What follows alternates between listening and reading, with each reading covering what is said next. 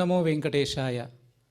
ತಿರುಮಲ ತಿರುಪತಿ ದೇವಸ್ಥಾನಗಳ ಶ್ರೀ ವೆಂಕಟೇಶ್ವರ ಕನ್ನಡ ಭಕ್ತಿವಾಹಿನಿಯು 24 ಗಂಟೆಗಳ ಕಾಲ ಧಾರ್ಮಿಕ, ಆಧ್ಯಾತ್ಮಿಕ, ಸಾಂಸ್ಕೃತಿಕ ಕಾರ್ಯಕ್ರಮಗಳನ್ನು ನಿರಂತರವಾಗಿ ಪ್ರಸಾರವನ್ನು ಮಾಡುತ್ತಿದೆ. ತದಂಗವಾಗಿ ಭಗವದ್ಗೀತಾ ಪಾರಾಯಣ ಪ್ರವಚನ ಕಾರ್ಯಕ್ರಮ ಅತ್ಯದ್ಭುತವಾಗಿ ಪ್ರತಿ ಮನೆಯಲ್ಲೂ ಕೂಡ ಆ ಭಗವಂತನ ಶ್ರೀಕೃಷ್ಣ ಪರಮಾತ್ಮನ ಮಾತುಗಳನ್ನು ನಾವು ಕೇಳಿ ಕೃತಾರ್ಥರಾಗಬೇಕು ಎಂಬ ಉದ್ದೇಶದಿಂದ ಶ್ರೀ ವೆಂಕಟೇಶ್ವರ ಕನ್ನಡ ಭಕ್ತಿವಾಹಿನಿಯೊಂದು ಮಹತ್ ಪ್ರಯತ್ನವನ್ನು ಮಾಡಿ ನಮ್ಮೆಲ್ಲರಿಗೂ ಕೂಡ ಕೊಡುಗೆಯನ್ನು ನೀಡಿದೆ. ಇದಕ್ಕೆ ಮುಂಚೆ ಹೇಳಿರೋ ಪ್ರಕಾರ ಭಗವದ್ಗೀತಾ ಯಾಕೆ ಪಾರಾಯಣ ಪ್ರವಚನ ಮಾಡಬೇಕು, ಅದರಲ್ಲಿ ಏನಿದೆ ಅಂಥದ್ದು ಅಂದರೆ ನಾವು ಹೇಳ್ತೇವೆ, ಶ್ರೀಕೃಷ್ಣ ಪರಮಾತ್ಮ ಸಾಕ್ಷಾತ್ ಅವರೇ ಹೇಳಿದ್ದಾರೆ, ಹೀಗೆ ಮಾಡಿ ನಿಮಗೆ ಒಳ್ಳೆಯದಾಗುತ್ತೆ, ಈ ದಾರಿಯಲ್ಲಿ ಹೋಗಿ ನಿಮ್ಮ ಜೀವನವು ಕೃತಾರ್ಥವಾಗುತ್ತೆ ಎಂಬ ಒಂದು ಉಪದೇಶವನ್ನು ಮಾಡುವಾಗ ನಾವು ಕೇಳಲೇಬೇಕಲ್ವೇ? ಯಾಕೆಂದರೆ ಇದೇ ಅಧ್ಯಾಯದಲ್ಲಿ ಹೇಳಿದೆ, ವಾಸುದೇವ ಸರ್ವಮಿತಿ ಸಮಹಾತ್ಮ ಸುದುರ್ಲಭ. ಅಂದರೆ ಅದರ ಅರ್ಥ ಏನು ಗೊತ್ತಾ? ಉಪನಿಷತ್ ಹೇಳಿದೆ, ಈಶಾವಾಸ್ಯಮಿದಂ ಸರ್ವಂ ಯತ್ಕಿಂಚ ಜಗತ್ಯಾಂ ಜಗತ್ ಅಂತ ಈಶಾವಾಸ್ಯೋಪನಿಷತ್ತಿನಲ್ಲಿ ಮೊದಲನೇ ಆ ಮಂತ್ರದ ಒಂದು ಭಾಗ. ನಮ್ಮ ಈ ಭಗವದ್ಗೀತಾ ಪಾರಾಯಣ ಒಂದೊಂದು ಪದದ ಅರ್ಥವು ನಮ್ಮ ಜೀವನದಲ್ಲಿ ಕೂಡ ಅದನ್ನು ನಾವು ಉಪಯೋಗವನ್ನು ಮಾಡಿಕೊಂಡ್ರೆ ಖಂಡಿತ ಒಂದು ಮಹತ್ ಭಾಗ್ಯ ನಮ್ಮೆಲ್ಲರೂ ಕೂಡ ಸಿಕ್ಕದ ಹಾಗೆ ಅಂತ ಹೇಳಿ, ಈಗ ಆ 7ನೇ ಅಧ್ಯಾಯದ ಪಾರಾಯಣವನ್ನು ನಾವೆಲ್ಲರೂ ಕೂಡ ಮಾಡೋಣ. ಅದಕ್ಕೆ ಮುಂಚೆ ಶ್ರೀ ಗುರು ಪ್ರಾರ್ಥನೆಯಿಂದ ನಾವು ಇವತ್ತು ಪ್ರಾರಂಭ ಮಾಡೋಣ. ಸಮಾಶ್ರಯೇತ್ ಗುರುಂ ಭಕ್ತ್ಯಾ ಮಹಾವಿಶ್ವಾಸಪೂರ್ವಕಂ ನಿಕ್ಷಿಪೇತ್ ಸರ್ವಭಾರಾಂಶ್ಚ ಗುರೋ ಶ್ರೀ ಪಾದಪಂಕಜೇ. ತಿರುಮಲ ತಿರುಪತಿ ದೇವಸ್ಥಾನ ಅಂದರೆ ನಮ್ಮೆಲ್ಲರೂ ಕೂಡ ಗೊತ್ತಿದೆ, ವೈಕುಂಠದಿಂದ ಭುವಿಗೆ ಅಂದರೆ ಭೂಲೋಕಕ್ಕೆ ನಮ್ಮೆಲ್ಲರಿಗೆ ಒಂದು ಮುಕ್ತಿಯನ್ನು ನೀಡಲು ಅಥವಾ ಒಂದು ಕೃತಾರ್ಥರನ್ನಾಗಿ ಮಾಡಲು ಭೂಲೋಕ ವೈಕುಂಠವೆನಿಸಿರುವಂತಹ ತಿರುಮಲ ಕ್ಷೇತ್ರದಲ್ಲಿರುವಂತಹ ಶ್ರೀನಿವಾಸ ಸ್ವಾಮಿ ಚರಣಾರವಿಂದಗಳಲ್ಲಿ ನಾವೆಲ್ಲರೂ ಕೂಡ ತ್ರಿಕರಣ ಶುದ್ಧಿಯಾಗಿ ಪ್ರಾರ್ಥನೆಯನ್ನು ಮಾಡೋಣ. ಆನಂದ ಜ್ಞಾನದಂ ವಿಷ್ಣುಂ ಆನಂದಮಯ ನಾಮಕಂ ಆನಂದೇನ ದದರ್ಶಾಥ ಆನಂದ ನಿಲಯಾಲಯೇ. ಈ ಭೂಲೋಕದಲ್ಲಿ ಯಾವುದೇ ಒಂದು ಇಲ್ಲದೇ ಇರುವಂತಹ ಒಂದು ಭಾಗ್ಯ ಈ ಭಾರತ ದೇಶದಲ್ಲಿ ನಮಗೆ ನಮ್ಮ ಪೂರ್ವಜರು ನೀಡಿದ್ದಾರೆ. ಆ ಭಾಗ್ಯವನ್ನು ನಾವೆಲ್ಲರೂ ಕೂಡ ಪೂರ್ತಿಯಾಗಿ ಅನುಭವಿಸಬೇಕು ಎಂಬ ಒಂದು ಉದ್ದೇಶದಿಂದ ಇವತ್ತು ಈ ಭಗವದ್ಗೀತೆಯ ಪಾರಾಯಣ ಮುಖಾಂತರವಾಗಿ ನಾವು ಹೊರಟಿದ್ದೇವೆ. ಅದಕ್ಕೆ ಒಂದು ಮಹಾ ಸಂಕಲ್ಪದಿಂದ ನಾವು ಹೊರಡೋಣ, ಆ ದಾರಿಯಲ್ಲಿ ಹೋಗೋಣ ಅಂತ ಹೇಳಿ ಈಗ ಸಂಕಲ್ಪವನ್ನು ಹೇಳೋಣ. ಶ್ರೀಮದಾದಿವರಾಹ ಕ್ಷೇತ್ರೇ ವಿರಾಜಮಾನಸ್ಯ ಅಖಿಲಾಂಡಕೋಟಿ ಬ್ರಹ್ಮಾಂಡ ನಾಯಕಸ್ಯ ಶ್ರೀ ಪದ್ಮಾವತಿ ಜಾನೇಃ ಭಗವತಃ ಶ್ರೀ ವೆಂಕಟೇಶ್ವರ ಸ್ವಾಮಿನಃ ಕೃಪಾಬಲೇನ ಜಗದ್ಗುರೋಃ ಶ್ರೀ ಗೋಪಾಲಕೃಷ್ಣಾನುಗ್ರಹೇಣ ಅಸ್ಮಾಕಂ ಸರ್ವೇಷಾಂ ಶರೀರಸ್ಯ ಮಾನಸಸ್ಯ ಚ ಬಲಸಿದ್ಧ್ಯರ್ಥಂ ಸಮಸ್ತಾನಾಂ ಆಧಿವ್ಯಾಧೀನಾಂ ನಿವಾರಣಾರ್ಥಂ ಸರ್ವಯಜ್ಞ ಫಲಪ್ರಾಪ್ತ್ಯರ್ಥಂ ಸರ್ವಾಸಾಂ ಸಂಪದಾಂ ಪ್ರಾಪ್ತ್ಯರ್ಥಂ ವಿದ್ಯಾರ್ಥಿನಾಂ ಬುದ್ಧಿಶಕ್ತಿ ವೃದ್ಧಿದ್ವಾರಾ ಪರೀಕ್ಷಾಸು ಉತ್ತೀರ್ಣತಾ ಸಿದ್ಧ್ಯರ್ಥಂ ಅಧಿಕಾರಿಣಾಂ ಸ್ವಸ್ವವಿಧಿ ನಿರ್ವಹಣ ಕೌಶಲ ಸಿದ್ಧ್ಯರ್ಥಂ ಸಮಸ್ತ ಪಾಪಕ್ಷಯಾರ್ಥಂ ಜ್ಞಾನ ಭಕ್ತಿ ವೈರಾಗ್ಯ ಸಿದ್ಧ್ಯರ್ಥಂ ಶ್ರೀ ಗೋಪಾಲಕೃಷ್ಣ ಪ್ರೇರಣೆಯ ಶ್ರೀ ಗೋಪಾಲಕೃಷ್ಣ ಪ್ರೀತ್ಯರ್ಥಂ ಶ್ರೀಮದ್ಭಗವದ್ಗೀತಾಯಾಃ ಸಪ್ತಮೋಧ್ಯಾಯ ಅಂತರ್ಗತ ಶ್ಲೋಕಪಾರಾಯಣಂ ತಥಾ ಭಗವದ್ಗೀತಾಶ್ರವಣಂಚ ಕರಿಷ್ಯಾಮಹೇ. ಭಗವದ್ಗೀತೆ ಅಂದರೆ ಯಾವುದೋ ಒಂದು ಗ್ರಂಥವಲ್ಲ, ಅದು ಸಾಕ್ಷಾತ್ತು ಶ್ರೀಮನ್ನಾರಾಯಣ ಸ್ವರೂಪನಾಗಿರುವಂತಹ ಶ್ರೀಕೃಷ್ಣ ಪರಮಾತ್ಮರ ಮಾತುಗಳು ಎಂದು ನಾವು ಇದುವರೆಗೆ ಹೇಳಿದ್ದೀವಿ. ಅಂತಹ ಶ್ರೀಕೃಷ್ಣ ಪರಮಾತ್ಮನ ಸನ್ನಿಧಾನಕ್ಕೆ, ಅವರ ಚರಣಾರವಿಂದಗಳಿಗೆ ನಾವೆಲ್ಲರೂ ಕೂಡ ನಮಿಸೋಣ ಎಂದು ನಾನು ಹೇಳಿ, ಈಗ ಶ್ರೀಕೃಷ್ಣ ಪರಮಾತ್ಮರ ಪ್ರಾರ್ಥನೆಯನ್ನು ಮಾಡೋಣ. ಕಂಸಾಂತಕಂ ಶಂಶನೀಯಂ ಸಂಶಾಂತಿಂ ಸಂಸ್ಕೃತಿಚ್ಛಿದಂ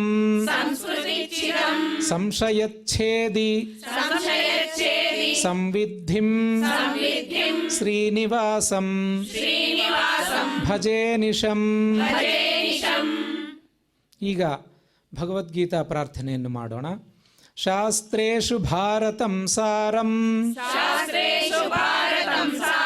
ತತ್ರ ನಾಮ ಸಹಸ್ರಕಂ ವೈಷ್ಣವಂ ಕೃಷ್ಣ ಗೀತಾ ಚ ತಜ್ಞಾನಾತ್ ಮುಚ್ಯತೇಂಜಸಾ. ನಮ್ಮ ಭಾರತ ದೇಶಕ್ಕೆ ವೈದಿಕ ಸಾಹಿತ್ಯವನ್ನು ನೀಡಿರುವುದರಿಂದ ವೇದವ್ಯಾಸರಿಗೆ ಒಂದು ಮಹತ್ವವಾದ ಪ್ರಾಮುಖ್ಯತೆ ಇದೆ. ಅಂತಹ ಒಂದು ಮುನಿಗಳನ್ನು, ವೇದವ್ಯಾಸ ಮುನಿಗಳ ಪ್ರಾರ್ಥನೆಯನ್ನು ನಾವೆಲ್ಲರೂ ಈಗ ಮಾಡೋಣ. ವೇದವ್ಯಾಸ ಗುಣಾವಾಸ ವಿದ್ಯಾಧೀಶ ಸತಾಂ ವಶ ಮಾಂ ನಿರಾಶಂ ಗತ ಕ್ಲೇಶಂ ಕುರ್ವನಾಶಂ ಹರೇ ನಿಶಂ.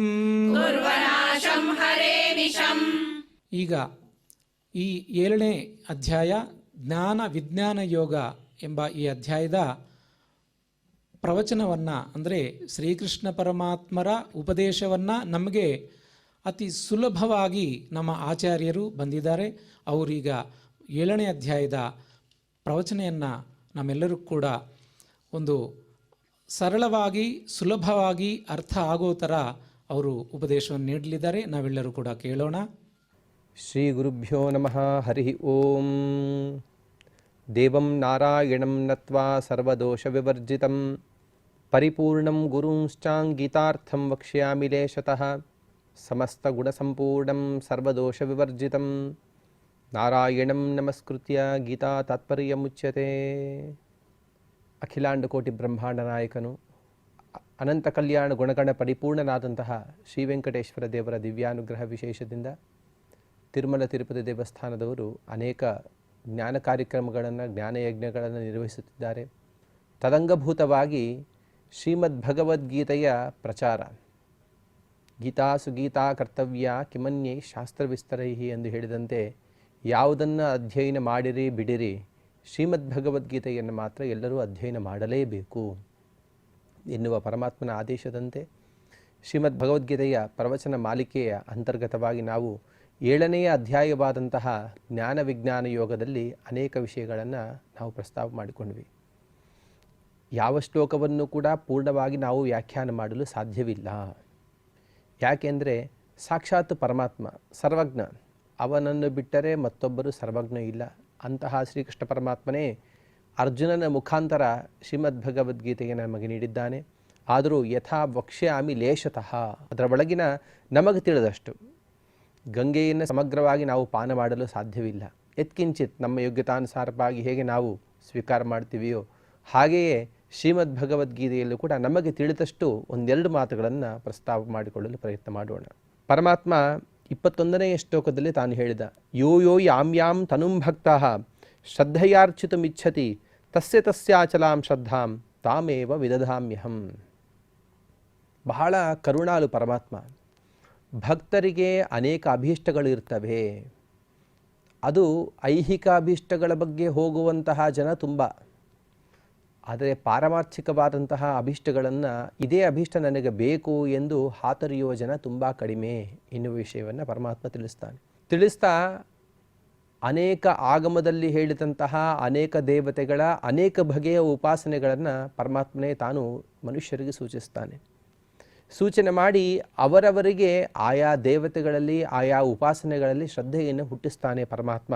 ಅದನ್ನೇ ಹೇಳಿದ ಪರಮಾತ್ಮ, ಶ್ರದ್ಧಾಂ ತಾಮೇವ ವಿದಧಾಮ್ಯಹಂ. ಮತ್ತೊಬ್ಬ ದೇವತೆಯ ಬಗ್ಗೆ ಉಪಾಸನೆಯನ್ನು ನಾನೇಕೆ ಮಾಡಲಿ, ನನಗೇನು ಸಂಬಂಧ ಆಯಾ ದೇವತೆಗಳು ಎನ್ನುವ ಭಾವನೆ ಪರಮಾತ್ಮನದಲ್ಲ. ನನ್ನನ್ನೂ ಪೂಜಿಸಿರಿ, ನನ್ನ ಅಧಿಷ್ಠಾನ ರೂಪವಾಗಿ ಇತರ ದೇವತೆಗಳನ್ನು ಪೂಜೆ ಮಾಡಿರಿ ಅಂಥೇಳಿ ಪರಮಾತ್ಮ ಹೇಳ್ತಾನೆ. ಆದರೆ ಸ್ಪಷ್ಟವಾಗಿ ನಾವು ತಿಳಿಯಬೇಕು, ಆ ದೇವತೆಗಳಲ್ಲಿ ಪರಮಾತ್ಮನನ್ನು ಪೂಜಿಸಬೇಕು, ಆ ದೇವತೆಗಳನ್ನೇ ಸ್ವತಂತ್ರವಾಗಿ ಪೂಜಿಸಬಾರದು. ಅದನ್ನೇ ಹೇಳಿದ ಪರಮಾತ್ಮ, ತಸ್ಯ ತಸ್ಯ ಅಚಲಾಂ ಶ್ರದ್ಧಾಂ ತಾಮೇವ ವಿದಧಾಮ್ಯಹಂ. ಅವರವರು ಆಯಾ ಅಧಿಷ್ಠಾನಗಳಲ್ಲಿ ಬೇಕಾದಂತಹ ಶ್ರದ್ಧೆಯನ್ನು, ಕೆಲವರು ಅಧಿಷ್ಠಾನವನ್ನೇ ಪ್ರಧಾನ ಅಂತ ಪೂಜಿಸ್ತಾರೆ. ಉದಾಹರಣೆಗೆ ಸರಸ್ವತಿಯನ್ನು, ಗಣಪತಿಯನ್ನು, ಲಕ್ಷ್ಮೀದೇವಿಯನ್ನು ಇವರೇ ದೇವತೆ, ಇವರೇ ದೇವರು ಅಂತ ಪೂಜೆ ಮಾಡಿಬಿಡ್ತಾರೆ. ಪರಮಾತ್ಮ ಹೇಳ್ತಾನೆ, ಹಾಗೆ ಪೂಜೆ ಮಾಡಿಬಿಡ್ರಿ, ಅವರಲ್ಲಿರುವಂತಹ ನನ್ನನ್ನು ಪೂಜಿಸಿರಿ ಎಂದು ಪರಮಾತ್ಮ ಹೇಳಿದ. ಅಂತಹ ಶ್ರದ್ಧೆಯನ್ನು ನಾನೇ ಕೊಡ್ತೇನೆ. ಅದನ್ನೇ ಆಸ್ತಿಕ್ಯ ಬುದ್ಧಿ ಅಂತಂತಾರೆ. ನಾವೇನು ಆಯಾ ದೇವತೆಗಳಲ್ಲಿ ಒಂದು ಆಸಕ್ತಿಯಿಂದ ನಾವೇನು ಪೂಜಾದಿಗಳನ್ನು ಮಾಡ್ತೀವೋ ಅದು ಆಸ್ತಿಕ್ಯ ಬುದ್ಧಿ. ಅಂತಹ ಆಸ್ತಿಕ್ಯ ಬುದ್ಧಿ ಇದು ನನ್ನ ಅಧೀನ. ಒಬ್ಬ ಮನುಷ್ಯ ತಾನು ಆಸ್ತಿಕ ಮಾರ್ಗದಲ್ಲಿದ್ದಾನೆ ಅಥವಾ ನಾಸ್ತಿಕ ಮಾರ್ಗದಲ್ಲಿದ್ದಾನೆ, ಎರಡಕ್ಕೂ ನಾನೇ ಕಾರಣ. ಅವನಿಗೆ ಆಸ್ತಿಕ್ಯ ಬುದ್ಧಿಯನ್ನು ಕೊಟ್ಟು ಅಂತಹ ಆಸ್ತಿಕ ಮಾರ್ಗದಲ್ಲಿ ನಾನು ಪ್ರಚೋದನೆ ಮಾಡ್ತೇನೆ. ಮತ್ತೊಬ್ಬ ನಾಸ್ತಿಕನಾಗಿದ್ದಾನೆ, ಅದಕ್ಕೂ ನಾನೇ ಕಾರಣ ಅಂಥೇಳಿ ಪರಮಾತ್ಮ ಹಿಂದಿನ 21ನೇ ಶ್ಲೋಕದಲ್ಲಿ ಪರಮಾತ್ಮ ತಾನು ತಿಳಿಸಿದ. ಅನಂತರ ಪರಮಾತ್ಮ ಹೇಳ್ತಾನೆ, ಸತಯಾ ಶ್ರದ್ಧೆಯಾ ಯುಕ್ತಃ ತಸ್ಯಾರಾಧನ ಮೀಹತೆ ಲಭತೆ ಚ ತತಃ ಕಾಮಾನ್ ಮಯೈವ ವಿಹಿತಾನ್ ಹಿತಾನ್ ಎನ್ನುವ 22ನೆಯ ಶ್ಲೋಕವನ್ನು ಪರಮಾತ್ಮ ಹೇಳ್ತಾನೆ. ಪರಮಾತ್ಮ ಹೇಳ್ತಾನೆ, ಆ ಬ್ರಹ್ಮಾದಿಗಳನ್ನು ಪೂಜಿಸ್ತಾನೆ. ಪೂಜಿಸಿ ಅವನೇನು ಮಾಡ್ತಾನೆ, ಅವರಲ್ಲಿ ಶ್ರದ್ಧೆಯನ್ನು ಇಟ್ಕೊಳ್ತಾನೆ. ಆ ಶ್ರದ್ಧಾಪೂರ್ವಕವಾಗಿ ತಾನು ಆರಾಧನೆಗಳನ್ನು ಮಾಡ್ತಾನೆ.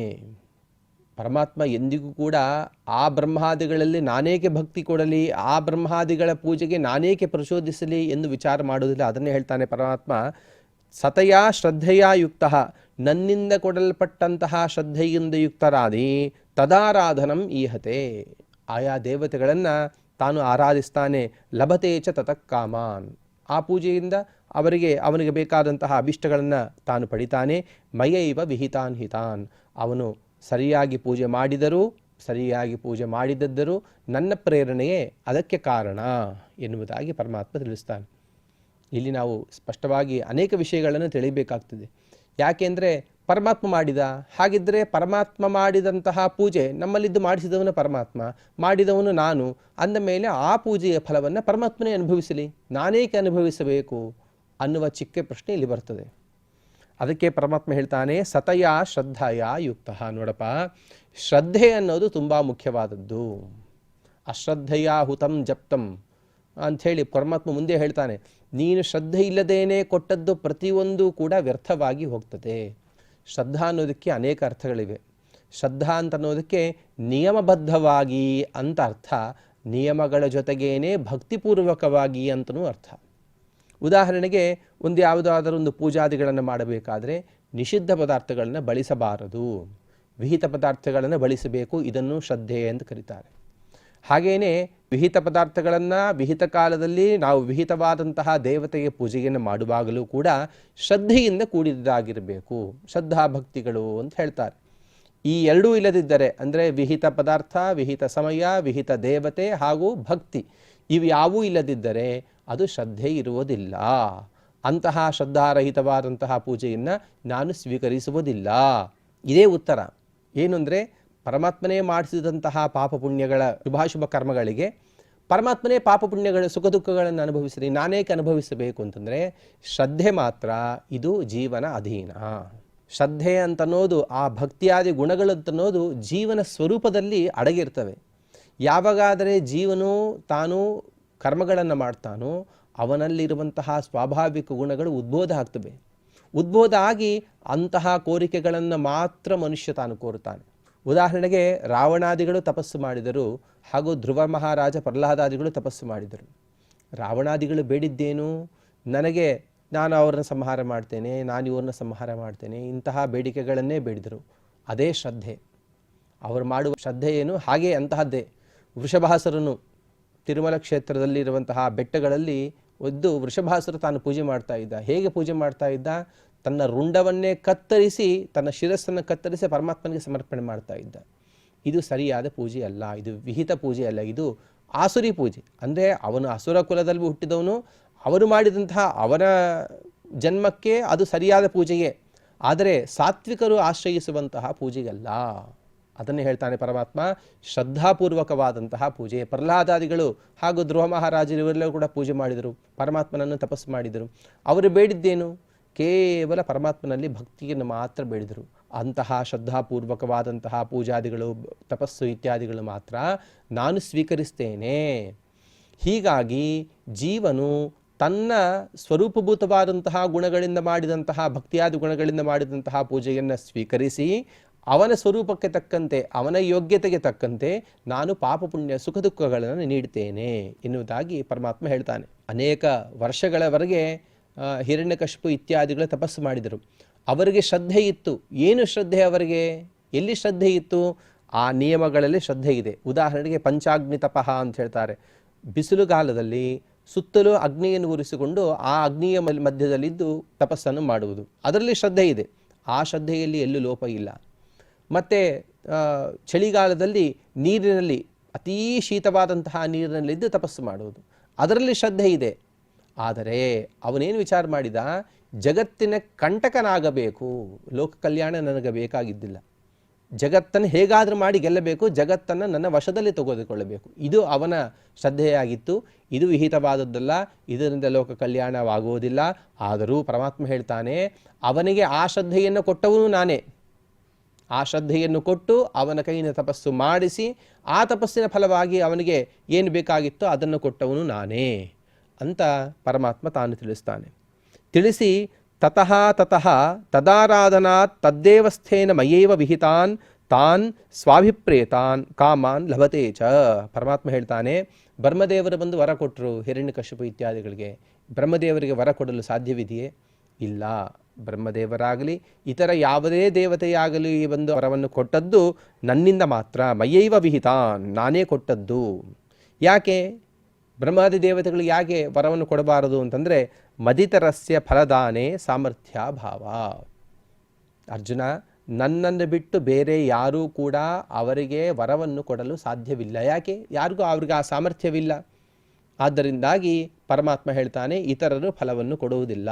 ಇದೇ ವಿಷಯವನ್ನು ಶ್ರೀಮದ್ ಭಗವದ್ಗೀತೆಯ 5ನೇ ಅಧ್ಯಾಯದಲ್ಲಿ ಪರಮಾತ್ಮ ಒಂದು ಶ್ಲೋಕದಲ್ಲಿ ಹೇಳ್ತಾನೆ, ನ ಕರ್ತೃತ್ವಂ ನ ಕರ್ಮಾಣಿ ಲೋಕಸ್ಯ ಸೃಜತಿ ಪ್ರಭು ನ ಕರ್ಮ ಫಲ ಸಂಯೋಗಂ ಸ್ವಭಾವಸ್ತು ಪ್ರವರ್ತದೆ. ಸ್ವಭಾವ ಅಂತಲೇ ಪರಮಾತ್ಮನು ತಾನು ಪ್ರವರ್ತನಾಗ್ತಾನೇ ಇರ್ತಾನೆ.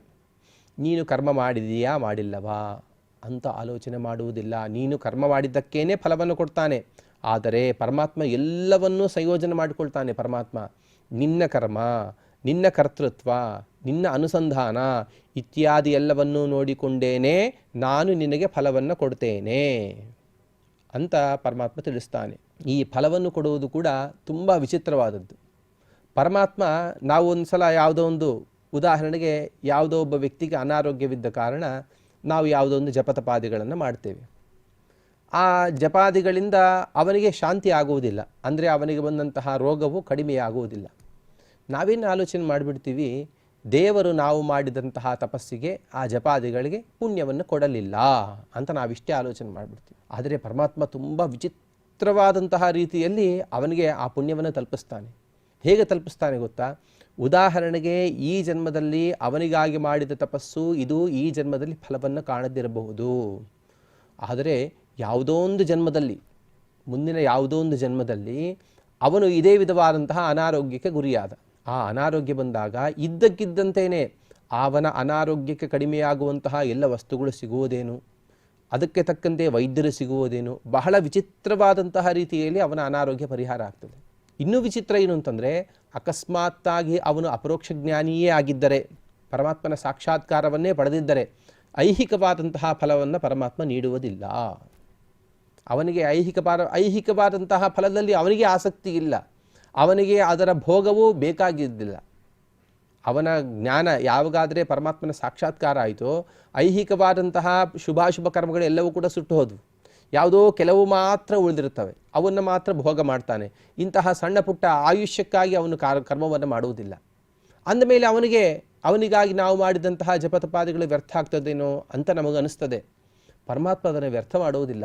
ಅವನಿಗೆ ಕೊಡುವ ಯೋಗ್ಯತೆ ಇದ್ದರೆ ಅವನಿಗೆ ಆ ಫಲವನ್ನು ಹೇಗಾದರೂ ಮುಟ್ಟಿಸ್ತಾನೆ.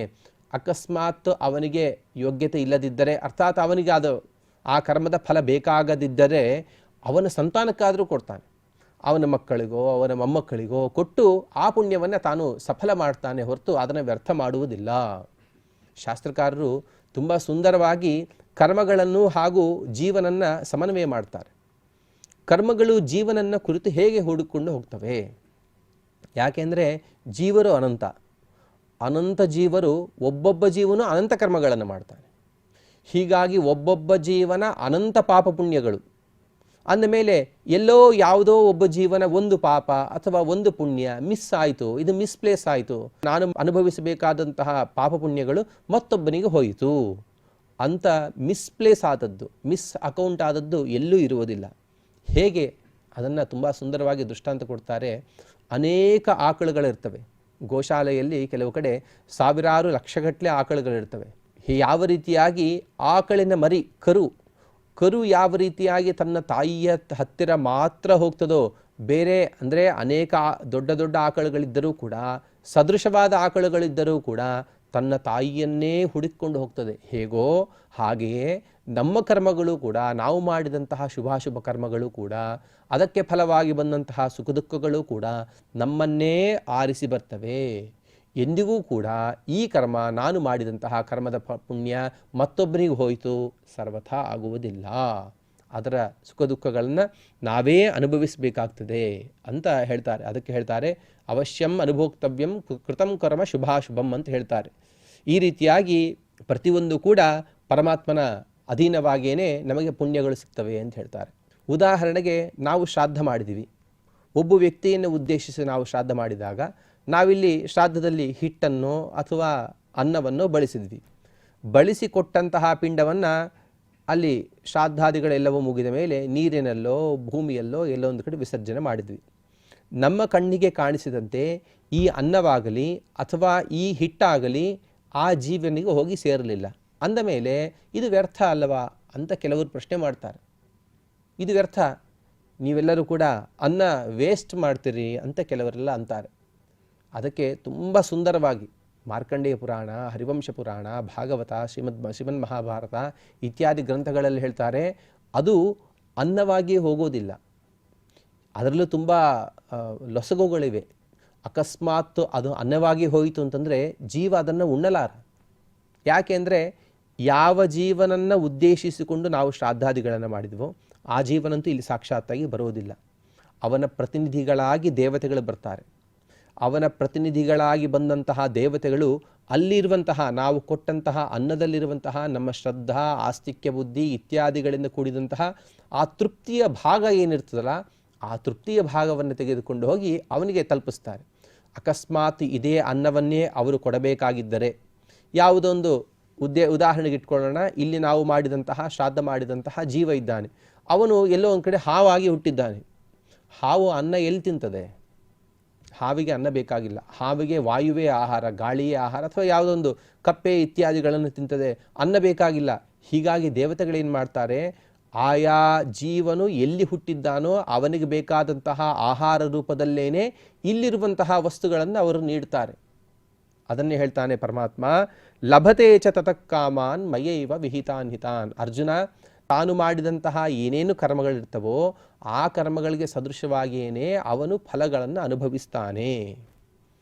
ನಾವು ಅನ್ನವನ್ನು ಕೊಟ್ವಿ ಶ್ರಾದ್ದದಲ್ಲಿ, ಅದೇ ಜೀವ ತಾನು ಮನುಷ್ಯನಾಗಿದ್ದರೆ ಅವನಿಗೆ ಅನ್ನವೋ ಅಥವಾ ಇತ್ಯಾದಿ ಪದಾರ್ಥಗಳಾಗಿ ಸಿಗ್ತದೆ. ಅಥವಾ ಅದೇ ಜೀವ ಹಾವಾಗಿ ಹುಟ್ಟಿದರೆ ಅಲ್ಲಿ ಹಾವಿಗೆ ಬೇಕಾದಂತಹ ಆಹಾರವಾಗಿ ಪರಿಣಿತವಾಗ್ತದೆ. ಆನೆಯಾಗಿ ಹುಟ್ಟಿದರೆ ಆನೆಗೆ ಬೇಕಾದಂತಹ ಆಹಾರವಾಗಿ ಪರಿಣಿತವಾಗ್ತದೆ. ಯಾಕೆ, ನಾವು ಕೊಟ್ಟ ಪಿಂಡ ಚಿಕ್ಕದು, ಆನೆಗೆ ಬೇಕಾದಂತಹ ಆಹಾರ ಬಹಳ ದೊಡ್ಡ ಪ್ರಮಾಣದಲ್ಲಿ ಬೇಕಾಗ್ತದೆ. ಆದರೆ ನಾವು ಕೊಟ್ಟ ಪಿಂಡದ ತೃಪ್ತಿಯ ಭಾಗ ಏನಿರ್ತದಲ್ಲ ಅದು ಆ ಜೀವನಿಗೆ ಸೇರ್ತದೆ. ಉದಾಹರಣೆಗೆ, ನಾವು ಇವತ್ತು ಸರಿಯಾಗಿ ಊಟ ಮಾಡಿದ್ವಿ ಅಥವಾ ಊಟ ಮಾಡಲಿಲ್ಲ, ಹೊಟ್ಟೆ ತುಂಬಲಿಲ್ಲ. ಕೆಲವರು ಅಂತಿರ್ತಾರೆ, ನಿನ್ನ ಪೂರ್ವಜನ್ಮದ ಯಾರೋ ಒಬ್ಬರು ನಿನಗೆ ಸರಿಯಾಗಿ ಶ್ರಾದ್ದ ಮಾಡಿಲ್ಲ. ಜೀವನ ಅನಂತ ಜನ್ಮಗಳನ್ನು ತಾಳಿದ್ದಾನೆ. ಯಾವುದೋ ಒಂದು ಕನೆಕ್ಷನ್ ಅಂತೀವಲ್ಲ, ಅದರ ಮೂಲಕವಾಗಿ ಎಲ್ಲೋ ಒಬ್ಬ ನಮ್ಮನ್ನು ಕುರಿತು ಶ್ರಾದ್ದ ಮಾಡಿರ್ತಾನೆ. ಆ ಶ್ರಾದ್ದ ಸರಿಯಾಗಿ ಆಗಿರೋದಿಲ್ಲ, ಹೀಗಾಗಿ ನಮಗೆ ಇವತ್ತು ಉಪವಾಸ ಅಂತ ಕೆಲವರು ನಮಗೆ ತಮಾಷೆ ಮಾಡ್ತಾ ಇರ್ತಾರೆ. ಹಾಗೇನೆ ಹೇಳ್ತಾರೆ, ಲಭತೆ ಚ ಕಾಮಾನ್ ಮಯೈವ ವಿಹಿತಾನ್ ಹಿತಾನ್. ಮನುಷ್ಯನಿಗೆ ಅವನಿಗೆ ಬೇಕಾದಂತಹ ಫಲಗಳನ್ನು ನಾನೇ ಕೊಡ್ತೇನೆ, ಬೇರೆ ಯಾರೂ ಕೂಡ ಫಲಗಳನ್ನು ಕೊಡಲು ಸಾಧ್ಯವಿಲ್ಲ. ಸರಿ, ಪರಮಾತ್ಮ ಫಲ ಕೊಡ್ತಾನೆ. ನಾನು ಯಾವುದೊಂದು ಸತ್ಕರ್ಮವನ್ನು ಮಾಡಿದೆ, ಇವತ್ತು ನಾನೊಂದು ಹೋಮವನ್ನು ಮಾಡಿದೆ. ನಾನು ಹೋಮ ಮಾಡಿದ ಕೂಡಲೇ ಧಿಕ್ಕಾರಪೂರ್ವಕವಾಗಿ, ಪರಮಾತ್ಮ ನಾನು ಹೋಮ ಮಾಡಿದನ, ಈ ಹೋಮಕ್ಕೆ ತಕ್ಕಂತಹ ಫಲವನ್ನು ನೀನು ಕೊಡಲೇಬೇಕು ಅಂತ ನಾವು ಧರ್ಮ ಮಾಡಲಿಕ್ಕೆ ಸಾಧ್ಯ ಇದೆಯಾ? ನಾವು ನಮ್ಮ ರೈಟ್ ಅಂತ ನಾವು ಅಂದ್ಕೊಳ್ತೇವೆ. ಕ್ವಚಿತ್ ದದಾತಿ ಕ್ವಚನೋ ದದಾತಿ ಚ ಅಂತ ಹೇಳ್ತಾರೆ. ಕೆಲವು ಸಲ ನಿಮ್ಮ ಪುಣ್ಯಕ್ಕೆ ತಕ್ಕಂತೆ ಫಲವನ್ನು ಪರಮಾತ್ಮ ಪ್ರತ್ಯಕ್ಷವಾಗಿ ನೀಡ್ತಾನೆ, ಇನ್ನೊಂದು ಸಲ ಕೊಡೋದೇ ಇಲ್ಲ, ಇವಾಗ ಕೊಡೋದೇ ಇಲ್ಲ ಅಂತ ಹೇಳ್ತಾನೆ ಪರಮಾತ್ಮ. ಅದು ಪರಮಾತ್ಮನ ಅಧೀನ. ಅದು ಅದನ್ನೇ ಹೇಳ್ತಾನೆ ಪರಮಾತ್ಮ, ತತಯಾ ಶ್ರದ್ಧೆಯಾ ಯುಕ್ತಃ ತಸ್ಯಾರಾಧನ ಮೀಹತೆ ಲಭತೆ ತತಃಕಾಮಾನ್ ಮಯೈವ ವಿಹಿತಾನ್. ನಾನು ಕೊಟ್ಟದ್ದನ್ನೇ ಭೋಗ ಮಾಡಬೇಕವನು.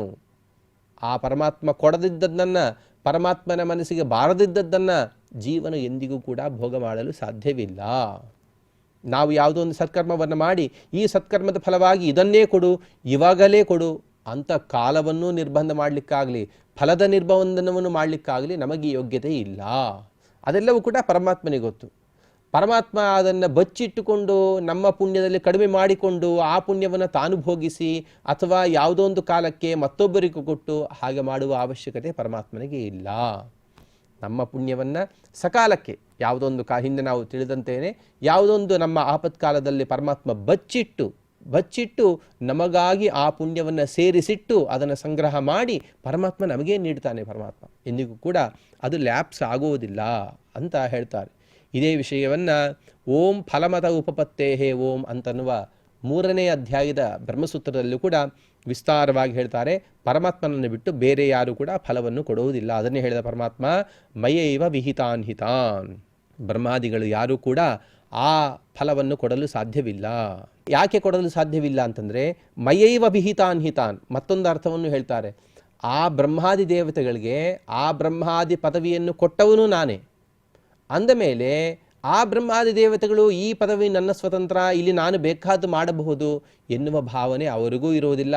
ಪರಮಾತ್ಮನ ಸೇವಾರೂಪವಾಗಿ ಪರಮಾತ್ಮನ ಇಚ್ಛೆಗೆ ಅಧೀನರಾಗಿಯೇ ಅವರು ಇಲ್ಲಿ ಮಾಡ್ತಾರೆ. ಮತ್ತು ಯಾರೋ ಕೆಲವರು ಅಂತಿರ್ತಾರೆ, ನೀವೇನೇನೋ ಸತ್ಕರ್ಮಗಳನ್ನು ಮಾಡಿಬಿಟ್ರಿ, ಸತ್ಕರ್ಮಗಳನ್ನು ಮಾಡಿ ಕೂಡ ನೀವಿಷ್ಟು ದುಃಖವನ್ನು ಅನುಭವಿಸ್ತಾ ಇದ್ದೀರಿ ಅಂತ ಕೆಲವರು ಅಂತ ಇರ್ತಾರೆ. ಸರ್ವತಾ ಹಾಗೆ ಆ ಸತ್ಕರ್ಮಗಳಿಗೂ ಇವಾಗ ಅನುಭವಿಸುವಂತಹ ದುಃಖಕ್ಕೂ ಯಾವ ಸಂಬಂಧವೂ ಇಲ್ಲ. ಯಾಕೆ, ಯಾವುದೋ ಜನ್ಮದ ದುಷ್ಕರ್ಮದ ಫಲವಾಗಿ ಈಗ ನಾವು ದುಃಖವನ್ನು ಅನುಭವಿಸ್ತಾ ಇದ್ದೇವೆ. ಇವಾಗ ಸತ್ಕರ್ಮವನ್ನು ಮಾಡಿದ್ವಿ, ಖಂಡಿತವಾಗಿಯೂ ಭಾವಿ ಕಾಲದಲ್ಲಿ ಭವಿಷ್ಯತ್ ಕಾಲದಲ್ಲಿ ನಾವು ಸುಖವನ್ನು ಅನುಭವಿಸ್ತೇವೆ. ಮಹಾಭಾರತ ರಾಮಾಯಣಾದಿಗಳಲ್ಲಿ ದೀರ್ಘವಾದಂತಹ ಚರ್ಚೆ ಬರ್ತದೆ. ವಿಶ್ವಾಮಿತ್ರರ ಬಗ್ಗೆ ಚರ್ಚೆ. ವಿಶ್ವಾಮಿತ್ರರು ತಾವು ಬ್ರಹ್ಮರ್ಷಿಯಾಗಬೇಕು ಎನ್ನುವ ಹಠ ತೊಟ್ಟು ಒಂದೊಂದು ದಿಕ್ಕಿಗೆ ಹೋಗಿ 10,000 ವರ್ಷಗಳ ಕಾಲ ತಪಸ್ಸು ಮಾಡ್ತಾರೆ. ಭಾರೀ ಘೋರವಾದಂತಹ ತಪಸ್ಸನ್ನು ಮಾಡ್ತಾರೆ. ಭಾರೀ ಶ್ರದ್ಧಾಭಕ್ತಿ.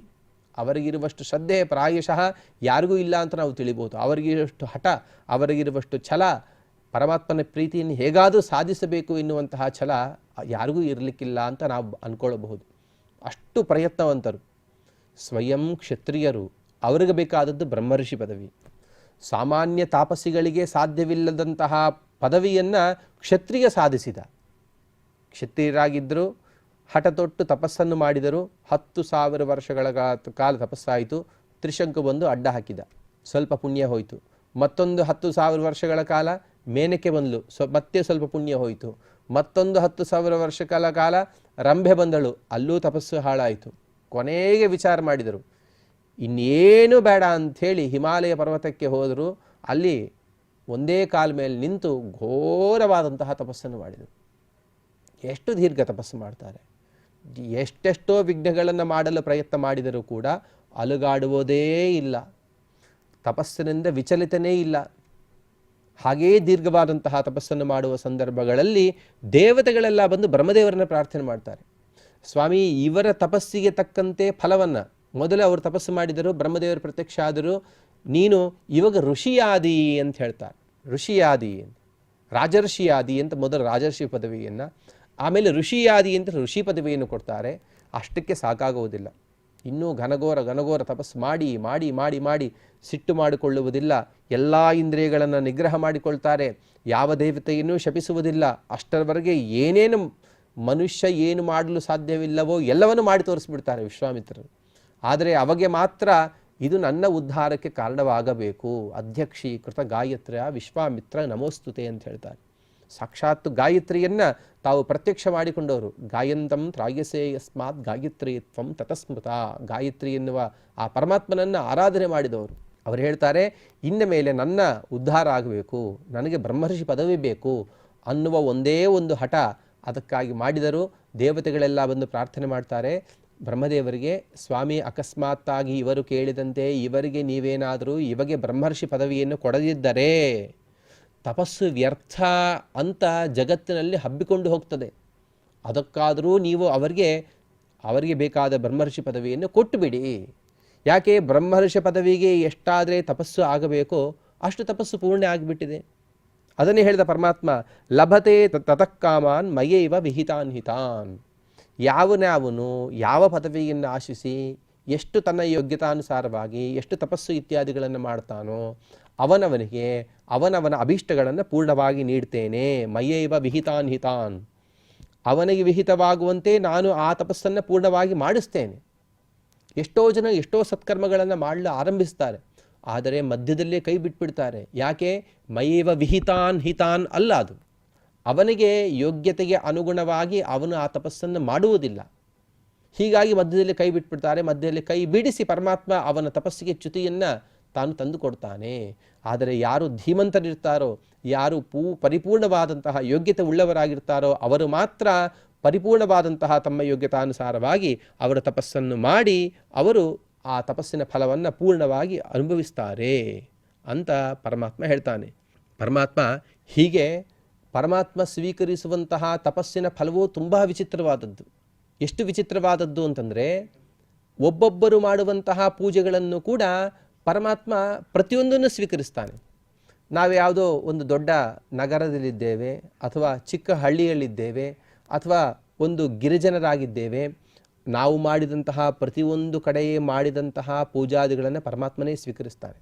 ಅದು ಯುಕ್ತವೋ ಅಯುಕ್ತವೋ ಅನ್ನುವ ಮಾತು ಅನಂತರ. ಆದರೆ ದೇವರು ಸ್ವೀಕರಿಸುವುದಿಲ್ಲ ಅಂತ ಮಾತ್ರ ಇಲ್ಲ. ಉದಾಹರಣೆಗೆ, ಯಾವನೊಬ್ಬನು ನಮ್ಮ ಹೈಂದವ ಮತವನ್ನು ಬಿಟ್ಟು ಬೇರೆ ಮತ ಅಂತ ಇಟ್ಟುಕೊಳ್ಳೋಣ, ಆ ಮತದಲ್ಲಿ ಮಾಡಿದ ಪೂಜಾದಿಗಳನ್ನು ಪರಮಾತ್ಮ ಸ್ವೀಕರಿಸ್ತಾನೋ ಇಲ್ಲವೋ? ಅಕಸ್ಮಾತ್ ಪರಮಾತ್ಮ ಸ್ವೀಕಾರ ಮಾಡದಿದ್ದರೆ ಅವನಿಗೆ ಆ ಸತ್ಕರ್ಮದಿಂದ ಪುಣ್ಯ ಪಾಪಗಳಂತನ್ನೋದು, ಸುಖ ದುಃಖಗಳಂತನ್ನೋದು ಬರದೇ ಹೋಗಬೇಕಾದೀತು. ಆದರೆ ಬರ್ತಾ ಇದೆ ಅಂತಂದರೆ ಪರಮಾತ್ಮ ಸ್ವೀಕಾರ ಮಾಡ್ತಾ ಇದ್ದಾನೆ ಅಂತ ಅರ್ಥ. ಪರಮಾತ್ಮ ಎಲ್ಲ ಧರ್ಮಗಳನ್ನು ಹಾಳು ಮಾಡಲು ನಿಂತಿಲ್ಲ. ಎಲ್ಲ ಧರ್ಮಗಳನ್ನು ಪರಮಾತ್ಮ ಪೋಷಣೆ ಮಾಡ್ತಾನೆ. ಯಾಕೆ? ವಿಹಿತವಾದಂತಹ ಮಾರ್ಗದಲ್ಲಿ ಹೋಗುವವರು ಕೆಲವರು, ನಿಷಿದ್ಧ ಮಾರ್ಗದಲ್ಲಿ ಹೋಗುವವರು ಕೆಲವರು. ವಿಹಿತ ಮಾರ್ಗದಲ್ಲಿ ಹೋಗುವವರೆಗೆ ಯಾವ ರೀತಿಯಾಗಿ ಫಲವನ್ನು ಕೊಟ್ಟು ನೀನು ಇದೇ ಮಾರ್ಗದಲ್ಲಿ ಪ್ರವೃತ್ತಿ ಬುದ್ಧಿಯನ್ನು ನೀಡ್ತಾನೋ ಹಾಗೆಯೇ ಪರಮಾತ್ಮ ನಿಷಿದ್ಧ ಮಾರ್ಗದಲ್ಲಿ ಹೋಗುವಂತಹ ಕೆಲವರಿಗೂ ಕೂಡ ಅವರಿಗೂ ಅದೇ ಮಾರ್ಗವೇ ಉನ್ನತಿಗೆ ಕಾರಣ ಎನ್ನುವ ಬುದ್ಧಿಯನ್ನು ಕೊಟ್ಟು ಅವನ ಆ ನಿಷೇಧ ಮಾರ್ಗದಲ್ಲೇ ಓಡಿಸಿ ತದ್ವಾರ ಅವನಿಗೆ ಆ ದುರ್ಗತಿಯನ್ನು ಸದ್ಗತಿಯನ್ನು ಪರಮಾತ್ಮ ನೀಡ್ತಾನೆ. ಅದಕ್ಕಾಗಿ ಹೇಳ್ತಾನೆ ಪರಮಾತ್ಮ, ಮಯೈವ ವಿಹಿತಾನ್ ಹಿತಾನ್. ಲೋಕದಲ್ಲಿ ಅನೇಕ ವಿಧವಾದಂತಹ ಪೂಜೆಗಳು ಕಾಣಬಹುದು ಅರ್ಜುನ ನೀನು, ಅವೆಲ್ಲವೂ ಕೂಡ ನನ್ನಿಂದಲೇ ನಾನೇ ಮಾಡಿದಂತಹ ಒಂದು ಮಾರ್ಗದಲ್ಲಿ ಅವಲಂಬಿಸಿ ಅವರವರು ಆಯಾ ಮಾರ್ಗದಲ್ಲಿ ಹೋಗ್ತಾ ಇದ್ದಾರೆ ಅಂತ ಪರಮಾತ್ಮ ತಿಳಿಸ್ತಾನೆ. ಇದರ ಮೂಲಕ ನಾವು ಸ್ಪಷ್ಟವಾಗಿ ತಿಳಿಯಬೇಕು, ನಾವು ಗ್ರಾಮದಲ್ಲೇ ಪೂಜೆ ಮಾಡ್ಬೋದು, ನಗರದಲ್ಲೇ ಪೂಜೆ ಮಾಡ್ಬೋದು, ವನದಲ್ಲಿ ಗಿರಿಜನರಾಗಿ ಪೂಜೆ ಮಾಡ್ಬೋದು. ಎಲ್ಲ ಪೂಜೆಗಳನ್ನು ಕೂಡ ಪರಮಾತ್ಮ ಆಯಾ ಅಧಿಷ್ಠಾನಗಳಲ್ಲಿದ್ದು ನಾವು ಕೊಟ್ಟಂತಹ ಪೂಜೆಯನ್ನು ಪರಮಾತ್ಮ ಅವಶ್ಯವಾಗಿ ಸ್ವೀಕರಿಸ್ತಾನೆ. ಸತಯಾ ಶ್ರದ್ಧೆಯಾ ಯುಕ್ತ ತಸ್ಯಾರಾಧನಮೀಹತೆ. ಆಯಾ ಮನುಷ್ಯನು ಆಯಾ ಶ್ರದ್ಧಾಪೂರ್ವಕವಾಗಿ ಆಯಾ ದೇವತೆಯನ್ನು ಆರಾಧಿಸ್ತಾನೆ. ಮತ್ತು ಲಭತೆ ಚ ತತಃಕಾಮಾನ್. ಆಯಾ ಪೂಜೆಗೆ ಅನುಗುಣವಾಗಿ ಅವನವನಿಗೆ ಬೇಕಾದಂತಹ ಅಭೀಷ್ಟಗಳನ್ನು ಕೆಲವು ಸಲ ನೀಡ್ತೇನೆ, ಕೆಲವು ಸಲ ನೀಡುವುದಿಲ್ಲ. ಆ ಶ್ರದ್ಧಾ ಆಸ್ತಿಕ್ಯ ಬುದ್ಧಿಯಾಗಲಿ ಅಥವಾ ಫಲವಾಗಲಿ ಇವೆಲ್ಲವೂ ಕೂಡ ಮಯೈವ ವಿಹಿತಾನ್ ಹಿತಾನ್. ಅದೆಲ್ಲವೂ ಕೂಡ ನನ್ನಿಂದ ಪ್ರೇರಿತವಾಗಿಯೇ ಅವನು ಆ ಆಸ್ತಿಕ್ಯ ಬುದ್ಧಿಯನ್ನು, ಶ್ರದ್ಧೆಯನ್ನು ಮತ್ತು ಫಲಗಳನ್ನು ಹೊಂದುತ್ತಾನೆ ಎನ್ನುವ ವಿಷಯವನ್ನು ಈ 22ನೆಯ ಶ್ಲೋಕದ ಮೂಲಕವಾಗಿ ತಿಳಿಸಿದ್ದಾರೆ. ಈ ರೀತಿಯಾಗಿ ಸತಯಾ ಶ್ರದ್ಧೆಯಾಯುಕ್ತ ತಸ್ಯಾರಾಧನಮೀಹತೆ ಲಭತೆ ಚ ತತಃಕಾಮಾನ್ ಮಯೈವ ವಿಹಿತಾನ್ ಹಿತಾನ್ ಎನ್ನುವ ಪರಮಾತ್ಮ ಉಪದೇಶ ಮಾಡಿದಂತಹ ರೀತಿಯಲ್ಲಿ ನಾವು ವಿಹಿತವಾದಂತಹ ಮಾರ್ಗದಲ್ಲೇ ಇದ್ದು ವಿಹಿತವಾದಂತಹ ದೇವರ ಪೂಜೆಯನ್ನೇ ಮಾಡಿ ವಿಹಿತವಾದಂತಹ ಪುಣ್ಯದ ಫಲವಾದಂತಹ ಸುಖವನ್ನೇ ನಾವೆಲ್ಲರೂ ಕೂಡ ಅನುಭವಿಸೋಣ ಅಂತ ಈ 22ನೆಯ ಶ್ಲೋಕವನ್ನು ತಿಳಿಸ್ತಾ ಹರಯೇ ನಮಃ. ಶ್ರೀಕೃಷ್ಣಾರ್ಪಣಮಸ್ತು. ಅತ್ಯದ್ಭುತವಾಗಿ ಸರಳವಾಗಿದೆ. ಅಂದರೆ ಭಗವದ್ಗೀತಾ ಅಂದರೆ ಯಾವುದೋ ಒಂದು ವೇದದ ಒಂದು ಭಾಗವೂ ಆದರೂ ಕೂಡ ನಮ್ಮೆಲ್ಲರಿಗೂ ಕೂಡ ಶ್ರೀಕೃಷ್ಣ ಪರಮಾತ್ಮ ವೇದಗಳನ್ನು ಉಪನಿಷತ್ತುಗಳಾಗಿ ಮಾಡಿಸಿ ಉಪನಿಷತ್ತುಗಳ ಸಾರವನ್ನು ಭಗವದ್ಗೀತಾ ಮೂಲಕ ನಮ್ಮೆಲ್ಲರಿಗೂ ಕೂಡ ಅತಿ ಸರಳವಾಗಿ ಆ ವಿಜ್ಞಾನವನ್ನು ನೀಡಿದ್ದಾರೆ. ಅಂಥ ಒಂದು ಭಗವದ್ಗೀತಾ ಪಾರಾಯಣವನ್ನು ಈಗ ನಾವು ಮಾಡಿ ಕೃತಾರ್ಥರಾಗೋಣ ಅಂತ ಹೇಳಿ ಈಗ ಅಥ ಶ್ರೀಮದ್ಭಗವದ್ಗೀತಾಸು ಉಪನಿಷತ್ಸು ಬ್ರಹ್ಮವಿದ್ಯಾಯಾಂ ಯೋಗಶಾಸ್ತ್ರೇ ಶ್ರೀಕೃಷ್ಣಾರ್ಜುನ ಸಂವಾದೇ ಜ್ಞಾನವಿಜ್ಞಾನಯೋಗೋ ನಾಮ ಸಪ್ತಮೋಧ್ಯಾಯಃ. ಶ್ರೀಭಗವಾನುವಾಚ ಮಯ್ಯಾಸಕ್ತಮನಃ ಪಾರ್ಥ ಯೋಗಂ ಯುಂಜನ್ಮದಾಶ್ರಯಃ ಅಸಂಶಯಂ ಸಮಗ್ರಂ ಮಾಂ ಯಥಾ ಜ್ಞಾಸ್ಯಸಿ ತಚ್ಛೃಣು ಜ್ಞಾನಂ ತೇಹಂ ಸವಿಜ್ಞಾನಂ ಇದಂ ವಕ್ಷ್ಯಾಮ್ಯಶೇಷತಃ. ಯಜ್ಞಾತ್ವಾ ನೇಹ ಭೂಯೋನ್ಯತ್ ಜ್ಞಾತವ್ಯಮವಶಿಷ್ಯತೆ. ಮನುಷ್ಯಾಣಾಂ ಸಹಸ್ರೇಷು ಕಶ್ಚಿದ್ಯತತಿ ಸಿದ್ಧಯೇ ಯತತಾಮಪಿ ಸಿದ್ಧಾನಾಂ ಕಶ್ಚಿನ್ಮಾಂ ವೇತ್ತಿ ತತ್ವತಃ. ಭೂಮಿರಾಪೋ ನಲೋ ವಾಯುಃ ಖಂ ಮನೋ ಬುದ್ಧಿರೇವ ಚ ಅಹಂಕಾರ ಇತೀಯಂ ಮೇ ಭಿನ್ನಾ ಪ್ರಕೃತಿರಷ್ಟಧಾ. ಅಪರೇಯಮಿತಸ್ತ್ವನ್ಯಾಂ ಪ್ರಕೃತಿಂ ವಿದ್ಧಿ ಮೇ ಪರಾಂ. ಜೀವಭೂತಾಂ ಮಹಾಬಾಹೋ యయేదం ధార్యతే జగత్ ఏతద్యోనీని భూతాని సర్వాణీత్యుపధారయ అహం కృత్స్నస్య జగతః ప్రభవః ప్రళయస్తథా మత్తః పరతరం నాన్యత్ కించిదస్తి ధనంజయ మయి సర్వమిదం ప్రోతం సూత్రే మణిగణా ఇవ రసోహమప్సు కౌంతేయ ప్రభాస్మి శశి సూర్యయోః ప్రణవః సర్వవేదేషు శబ్దః ఖే పౌరుషం ఋషు పుణ్యో గంధః పృథివ్యాం చ తేజశ్చాస్మి విభావసౌ జీవనం సర్వభూతేషు తపశ్చాస్మి తపస్విషు బీజం మాం సర్వభూతానాం విద్ధి పార్థ సనాతనం బుద్ధిర్బుద్ధిమతామస్మి తేజస్తేజస్వినామహం బలం బలవతాం చాహం కామరాగ వివర్జితం ధర్మా విరుద్ధో భూతేషు కామోస్మి భరతర్షభా ఏ చైవ సాత్వికా భావా రాజసాస్తామసాశ్చ ఏ మత్త ఏవేతి తాన్ విద్ధి నత్వహం తేషు తే మయీ త్రిభిర్గుణమయైర్భావైః ఏభిః సర్వమిదం జగత్ మోహితం నాభిజానాతి మామేభ్యః పరమవ్యయం దైవీ హ్యేషా గుణమయీ మమ మాయా దురత్యయా మామేవ యే ప్రపద్యంతే మాయామేతాం తరంతి తే నమాం దుష్కృతినో మూఢాః ప్రపద్యంతే నరాధమాః మాయయాపహృతజ్ఞానాః ఆసురం భావమాశ్రితాః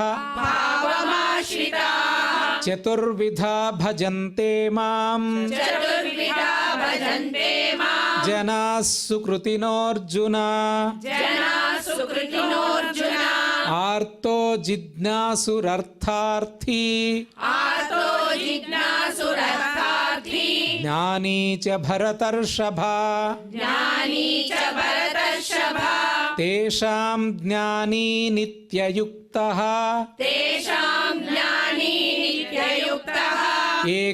ఏకభక్తిర్విశిష్యతే ప్రియో హి జ్ఞానినోత్యర్థం అహం స చ మమ ప్రియః ఉదారాः సర్వ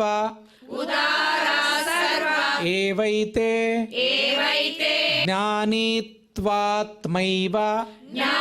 జ్ఞానీత్వాత్మైవ మే మతం మే మతం ఆస్థితః సహి ఆస్థితస్సహి యుక్తాత్మా యుక్తాత్మా మామేవానుత్తమాం గతిం మామేవానుత్తమాం గతిం బహూనాం జన్మనామంతే బహూనాం జన్మనామంతే జ్ఞానవాన్ మాం ప్రపద్యతే జ్ఞానవాన్ మాం ప్రపద్యతే వాసుదేవః సర్వమితి వాసుదేవః సర్వమితి సమహాత్మా సుదుర్లభః సమహాత్మా సుదుర్లభః కామైస్తైస్తైహృతజ్ఞానాః కామైస్తైస్తైర్హృతజ్ఞానాః ప్రపద్యంతేన్యదేవతాః ప్రపద్యంతే దేవతాః తం తం నియమమాస్థాయ తం తం నియమమాస్థాయ ప్రకృత్యా నియతా స్వయా ప్రకృత్యా నియతా స్వయా యో యో యాం యాం యో యో యాం యాం తనుం భక్తః తనుం భక్తః శ్రద్ధయార్చితుమిచ్చతి శ్రద్ధయార్చితుమిచ్చతి తస్య తస్యాచలాం శ్రద్ధాం తస్య తస్యాచలం శ్రద్ధాం తామేవ విదధామ్యహం తామేవ విదదామ్యహం సతయా శ్రద్ధయా యుక్తః సతయా శ్రద్ధయా యుక్తః తస్యారాధనమీహతే తస్యారాధనమీహతే లభతే చ తతః కామాన్ లభతే చ తతః కామాన్ మయైవ విహితాన్ హితాన్ మయైవ విహితాన్ హితాన్ అంతవత్తు ఫలం తేషాం అంతవత్తు ఫలం తేషాం తద్భవత్యల్పమేధసాం తద్భవత్సల్పమేధసాం దేవాన్ దేవయజో యాంతి దేవాన్ దేవయజో యాంతి మద్భక్తా యాంతి మామపి యద్భక్తా యాంతి మామపి అవ్యక్తం వ్యక్తిమాపన్నం అవ్యక్తం వ్యక్తిమాపన్నం మన్యంతే మామబుద్ధయః మన్యంతే మామ బుద్ధయః పరం భావమజానంతో పరం భావమజానంతో మమావ్యయమనుత్తమం మమావ్యయమనుత్తమం నాహం ప్రకాశः సర్వస్య నాహం ప్రకాశ సర్వస్య యోగమాయా సమావృతః యోగమాయా సమావృతః మూఢోయం నాభిజానాతి మూఢోయం నాభిజానాతి లోకో మామజమవ్యయం లోకో మామజమవ్యయం వేదాహం సమతీతాని వేదాహం సమతీతాని వర్తమానాని చార్జున వర్తమానాని చార్జున భవిష్యాని చ భూతాని భవిష్యాని చ భూతాని మాం తు వేదన కశ్చన మాం తు వేదన కశ్చన ఇచ్ఛాద్వేషः సముత్థేన ఇచ్ఛాద్వేష సముత్థేన ద్వంద్వమోహేన భారత ద్వంద్వమోహేన భారత సర్వభూతాని సమ్మోహం సర్వభూతాని సమ్మోహం సర్గే యాంతి పరంతప సర్గే యాంతి పరంతప యేషాం త్వంతగతం పాపం యేషాం త్వంతగతం పాపం జనానాం పుణ్యకర్మణాం జనానాం పుణ్యకర్మణాం తే ద్వంద్వమోహ నిర్ముక్తాః ఏ ద్వంద్వమోహ నిర్ముక్తాః భజంతే మాం దృఢవ్రతాః భజంతే మాం దృఢవ్రతాః జరామరణమోక్షాయ జరామరణమోక్షాయ మామాశ్రిత్య యతంతి యే మామాశ్రిత్య యతంతి యే తే బ్రహ్మ తద్విదుః కృత్స్నం తే బ్రహ్మ తద్విదుఃకృత్స్నం అధ్యాత్మం కర్మ చాఖిలం అధ్యాత్మం కర్మ చాఖిలం సాధిభూతాధిదైవం మాం సాధిభూతాది దైవం మాం ಸಾಧಿಯಜ್ಞಂಚ ಯೇ ವಿದುಃ साधियज्ञं च ये विदुः ಪ್ರಯಾಣಕಾಲೇಪಿ ಚ ಮಾಂ प्रयाणकालेऽपि च माम् ತೇ ವಿದುರ್ಯುಕ್ತಚೇತಸಃ ते विदुर्युक्तचेतसः ಇತಿ ಶ್ರೀಮದ್ಭಗವದ್ಗೀತಾಸು इति श्रीमद्भगवद्गीतासु ಉಪನಿಷತ್ಸು उपनिषत्सु ಬ್ರಹ್ಮವಿದ್ಯಾಯಾಂ ब्रह्मविद्यायां ಯೋಗಶಾಸ್ತ್ರೇ योगशास्त्रे ಶ್ರೀಕೃಷ್ಣಾರ್ಜುನ ಸಂವಾದೇ श्रीकृष्णार्जुनसंवादे ಜ್ಞಾನವಿಜ್ಞಾನಯೋಗೋ ನಾಮ ज्ञानविज्ञानयोगो नाम ಸಪ್ತಮೋಧ್ಯಾಯಃ सप्तमोऽध्यायः ಯತ್ರ ಯೋಗೇಶ್ವರಃ ಕೃಷ್ಣೋ यत्र योगेश्वरः कृष्णो ಯತ್ರ ಪಾರ್ಥೋ ಧನುರ್ಧರಃ यत्र पार्थो धनुर्धरः ತತ್ರ ಶ್ರೀರ್ವಿಜಯೋ ಭೂತಿಃ तत्र श्रीर्विजयो भूतिः ಧ್ರುವ ನೀತಿರ್ಮತಿರ್ಮಮ. ध्रुवानीतिर्मतिर्मम ಈಗ ಕ್ಷಮಾ ಪ್ರಾರ್ಥನೆಯನ್ನು ಮಾಡೋಣ.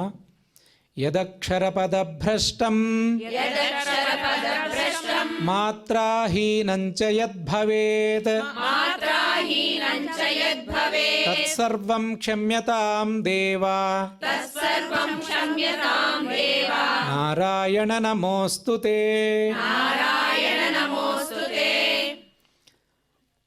ಮುಂಚೆ ಹೇಳಿರೋ ಪ್ರಕಾರ ವಾಸುದೇವ ಸರ್ವಮಿತಿ ಸಮಹಾತ್ಮ ಸುದುರ್ಲಭ. ಈ ಪ್ರಪಂಚದಲ್ಲಿ ಪ್ರತಿಯೊಂದು ಅಣುವಲ್ಲಿ ಕೂಡ ಆ ಪರಮಾತ್ಮನಾಗಿರುವಂತಹ ವಾಸುದೇವನು, ಆ ಪರಮಾತ್ಮ ಎಲ್ಲೆಡೆ ಇದ್ದಾರೆ ಎಂಬ ಒಂದು ಭಾವನೆಯಿಂದ ಆ ಭಗವಂತನಿಗೆ ಅರ್ಪಣೆಯನ್ನು ಮಾಡೋಕ್ಕೆ ತ್ರಿಕರಣ ಶುದ್ಧಿಯಾಗಿ ನಾವು ಹೊರಟಿದ್ದೀವಿ. ಅದಕ್ಕಾಗಿ ನಾವೆಲ್ಲರೂ ಕೂಡ ಭಗವದರ್ಪಣವನ್ನು ಈಗ ಮಾಡೋಣ. ಕಾಯೇನ ವಾಚಾ ಮನಸೈಂದ್ರಿಯೈರ್ವಾ ಬುದ್ಧ್ಯಾತ್ಮನಾ ವಾ ಪ್ರಕೃತೆ ಸ್ವಭಾವಾತ್ ಕರೋಮಿ ಯದ್ಯತ್ ಸಕಲಂ ಪರಸ್ಮೈ सकलं परस्मै ನಾರಾಯಣಾಯೇತಿ ಸಮರ್ಪಯಾಮಿ. समर्पयामि ತ್ರಿಕರಣ ಶುದ್ಧಿಯಾಗಿ ನಾವು ಭಗವಂತನಿಗೆ ಶರಣು ಹೋದಾಗ ನಮ್ಮಲ್ಲಿರುವಂತಹ ಒಂದು ಸ್ವಾರ್ಥ ಬುದ್ಧಿ ತೊಲಗುತ್ತೆ. ಆವಾಗ ಪರಾರ್ಥಕ್ಕಾಗಿ ನಾವು ಪ್ರಾರ್ಥನೆಯನ್ನು ಮಾಡ್ತೇವೆ. ಯಾವಾಗ ನಮ್ಮಲ್ಲಿ ಸ್ವಾರ್ಥವಿರುತ್ತೋ ಪರರು ನಮಗೆ ನಮ್ಮ ಮನಸ್ಸಿಗೆ ಬರಲ್ಲ ಅಂತೆ. ಯಾವಾಗ ಸ್ವಾರ್ಥವು ನಾಶ ಆಗುತ್ತೆ ಆವಾಗ ಲೋಕಕ್ಷೇಮವನ್ನು ನಾವು ಬಯಸ್ತೇವೆ. ಅಂಥ ಒಂದು ಲೋಕಕ್ಷೇಮ ಪ್ರಾರ್ಥನೆಯನ್ನು ಮಾಡೋಣ. ಎಲ್ಲರೂ ಸುಖವಾಗಿ, ಆನಂದವಾಗಿ, ಸಂತೋಷವಾಗಿ, ನಿರಾಮಯರಾಗಿ ಇರಲಿ ಎಂಬುದೇ ಇದರ ಅರ್ಥ.